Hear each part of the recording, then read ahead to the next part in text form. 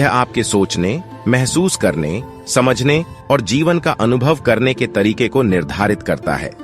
मैं वास्तव में जल उपवास या उपवास और लंबे समय तक उपवास करने के बारे में आपकी धारणा जानने को उत्सुक हूँ। यदि आप सीधे भोजन पर गए तो ठीक है, उपवास करना अच्छा भोजन नहीं है, यह भोजन के विपरीत है। इसलिए मानव जीवन और मानव शरीर जब चल रहा है तो उसे ठीक करने की आवश्यकता है, अन्यथा यह निरर्थक हो जाएगा। हमें इस शरीर को ठीक करना होगा जब तक यह चल रहा हो। यदि आप इस शरीर को ठीक करना चाहते हैं जब यह चल रहा है तो आपको समझना होगा, क्योंकि हम पाचन प्रक्रिया से संबंधित कुछ बात कर रहे हैं। देखिए, इस अंतर्ग्रहण के कुछ चरण होते हैं। पहला है मुंह के द्वारा भोजन अंदर डालना, दूसरा है पाचन, तीसरा है आत्मसात और चौथा है उत्सर्जन। ये भोजन के 4 आयाम हैं और पूरी प्रक्रिया अंतर्ग्रहण, पाचन, आत्मसात, उत्सर्जन। अंतर्ग्रहण आज की दुनिया में लगभग कभी भी हो रहा है। वे जहां भी हैं, बैठे हैं, खड़े हैं, दिन हो या रात, कभी भी लोग खाते हैं, क्योंकि बहुत सारा खाना है। मानवता के इतिहास में ऐसा पहले कभी नहीं हुआ था, लेकिन दुर्भाग्य से सौभाग्य से बहुत सारा खाना है।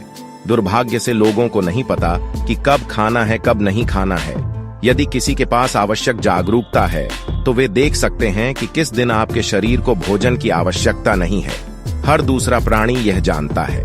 दुर्भाग्य से मनुष्य भूल गया है, क्योंकि उनकी विचार प्रक्रिया या उनके मूर्ख दिमाग ने उनके सिस्टम में मौजूद हर दूसरी इंद्रिय को अपने ऊपर थोप दिया है।